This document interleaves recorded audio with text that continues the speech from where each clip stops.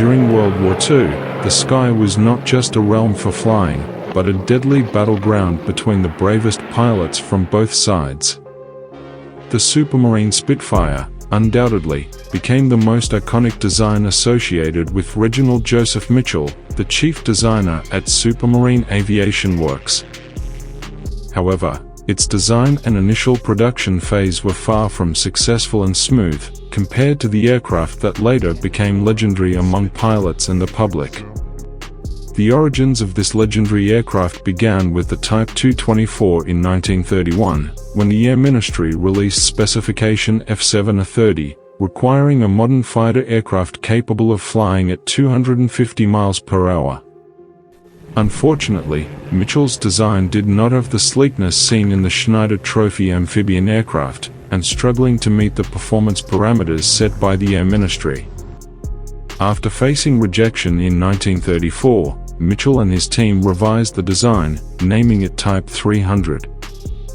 This type would meet the specifications based on the Ministry's requirements, and became known as the Spitfire. Although initially rejected again by the Air Ministry, this time they were impressed by the Type 300 prototype, featuring thinner wings and a Rolls-Royce Merlin engine. This led the Air Ministry to allocate £10,000 to further develop Mitchell's Type 300 design. On March 5, 1936, prototype K5054 took off for the first time from Eastleigh. Although still imperfect and needing further refinement, by June 3, 1936, an order for 310 aircraft was placed by the Air Ministry. Unfortunately, hurdles arose when full-scale production began. Mitchell passed away from cancer on June 11, 1937, before the first Spitfire became operational. Even though aware of his condition, he continued to work tirelessly, disregarding warnings from doctors and family. After his death, his colleague Joseph Smith took over as the chief designer, overseeing the development of the Spitfire through many variants. The first production model of the Spitfire was armed with 8 Browning machine guns on its wings, and featured bullet-resistant glass. The Spitfire was assigned to several squadrons by early 1938, with 19 Squadron based at RAF Duxford, being the first to receive this advanced modern fighter aircraft. Many pilots flew with open canopies as they were not accustomed to the enclosed cockpit. The Battle of France and the Dunkirk evacuation were the Spitfire's first major trials. Against diving Ju-87 bombers, the Spitfire's armament and maneuverability showcased its capabilities.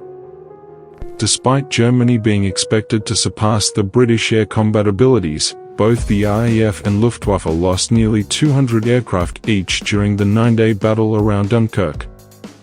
If all German aircraft were consolidated in one place, the Bf 109 might be a worthy contender and could outperform the Spitfire in diving and speed. As both aircraft continued production throughout the war, these initial tests sparked a battle between the air forces to outdo each other with incremental improvements on the Spitfire and Bf 109. After the surrender of France on June 22, 1940, Adolf Hitler pressured Great Britain to accept a negotiated peace deal.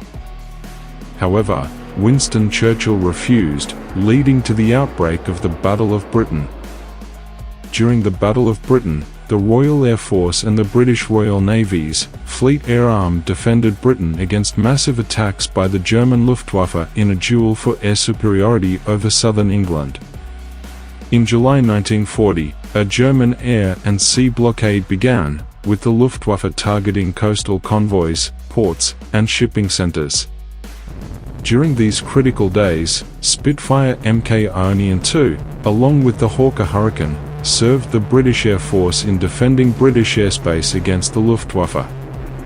Generally, Spitfires engaged Messerschmitt Bf 109, while the slower Hurricanes targeted German bombers.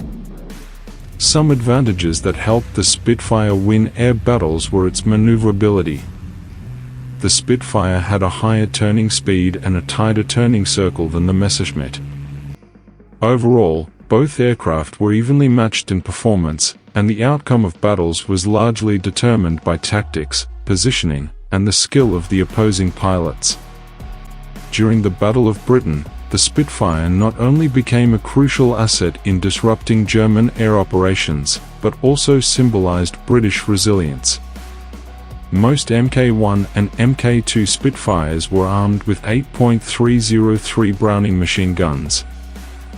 Throughout the battle, Luftwaffe aircraft often returned to base with .303 bullet holes, but no critical damage, as they had armor protection in critical areas and self-sealing fuel tanks, which became common in bomber aircraft.